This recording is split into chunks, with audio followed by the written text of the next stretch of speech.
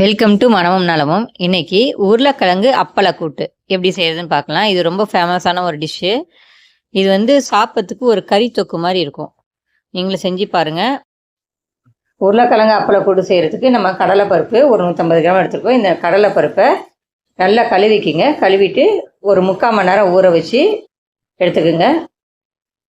பாருங்கள், 3/4 மணி நேரம் ஆயிடுச்சு. கடலைப்பருப்பு எப்படி ஊறிடு பாருங்க, நல்லா ஊறிடுச்சு. இப்போ நம்ம அதுக்கான வெங்காயத்தெல்லாம் அரிஞ்சிக்கலாம்.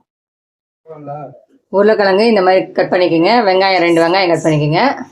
இதை நம்ம பருப்பில் சேர்த்துடலாம். ஒரு 1/4 டீஸ்பூன் மிளகாத்தூள் எடுத்துக்கோங்க. ஒரு 2 சிட்டிகை அளவுக்கு பெருங்காயத்தூள். இதை நம்ம அப்படியே தண்ணி ஊற்றி மூடி வச்சிடலாம். தண்ணி ஒரு கிளாஸ் ஊற்றிடலாம்.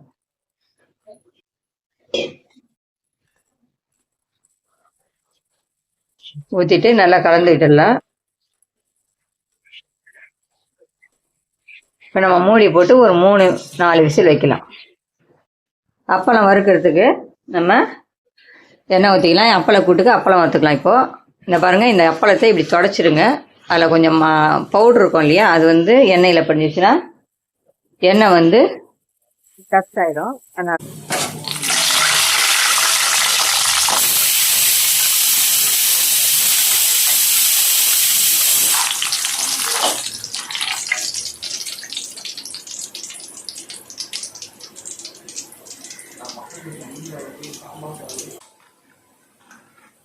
நான் ஒரு 7 அப்பளம் போல் பொரிச்சிக்கிறேன்.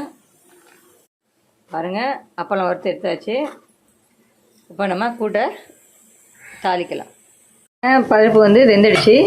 4 விசில் விட்டேன் நான். நல்லா வெந்துடுச்சு. இப்போ இதை மசிச்சுக்கலாம். இப்படி கரண்டிலே மசிச்சுக்குங்க.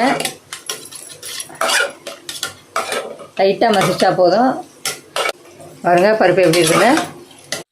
மஞ்சள்தூள் ஒரு சின்ன டீஸ்பூனில் 1 டீஸ்பூன். இது ஒரு 1/2 டீஸ்பூன் மஞ்சள்தூள் இருக்கும். உப்பு ஒரு 1/2 டீஸ்பூன் போல் சேர்த்துது. அப்படி அடுப்பை பற்ற வச்சு கொதிக்க விடுங்க. கூட்டு நல்லா கொதிக்குது. இதுக்கு ஒரு தாளிப்பு போட்டுடலாம். நம்ம ஒரு சின்ன கடாயில் தாளிக்கிறதுக்கு ஒரு 2 டீஸ்பூன் எண்ணெய் விட்டுக்குங்க. ஒரு 1/2 டீஸ்பூன் கடுகு உளுத்தம் பருப்பு சேர்த்துக்குங்க. ஒரு 3 காஞ்ச மிளகாய் கிள்ளி சேர்த்துக்குங்க. பூண்டு ஒரு 4 பல்லு பூண்டு தட்டி வச்சுருக்கேன், இதை சேர்த்துக்கலாம்.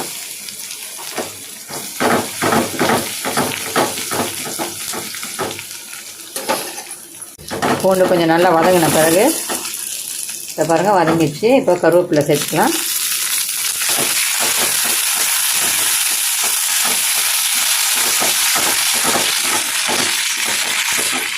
இதை கூட்டில் சேர்த்துக்கலாம். நம்ம பாருங்கள், தாளிப்பை கூட்டில் சேர்த்தாச்சு. கலந்து விட்டுக்குங்க. இதில் அப்பளத்தை நம்ம 4ஆக உடச்சுக்குங்க. அது மாதிரி உடச்சி போடுங்க. ரொம்ப சின்ன சின்னதாக உடச்சி போட்ட வேண்டாம்.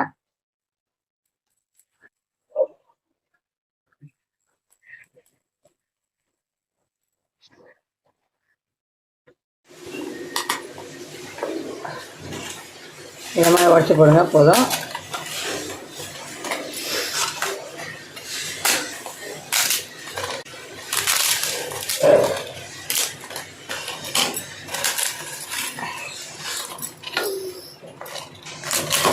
போட்டு நல்லா கலந்து விட்டுருங்க.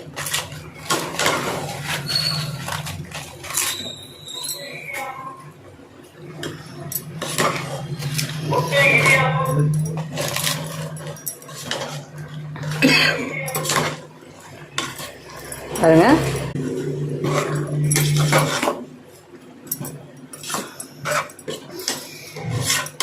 அவ்வளோதான். அப்பள கூட்டு ரெடி ஆகிடுச்சு. பாருங்கள், இது சாப்பிட்றதுக்கு ரொம்ப சூப்பராக இருக்கும். நீங்கள் இந்த மாதிரி கூட்டு செஞ்சு சாப்பிட்டுக்க மாட்டீங்க. இந்த கூட்டு ரொம்ப அருமையாக இருக்கும். அவ்வளோதான் அப்பள கூட்டு. இதுக்கு கொஞ்சம் கொத்தமல்லி போட்டுக்கலாம். கொஞ்சம் கொத்தமல்லி சேர்த்துக்கலாம் நம்ம. அவ்வளோதான், அப்பள கூட்டு அருமையாக ரெடி ஆயிடுச்சு. இது கார குழம்புக்கு, நல்ல சைட் டிஷ்ஷாக இருக்கும்.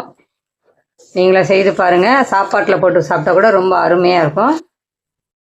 இந்த அப்பளக்கூட்டை நீங்களும் செஞ்சு பாருங்கள், எப்படி இருந்ததுன்னு சொல்லுங்கள்.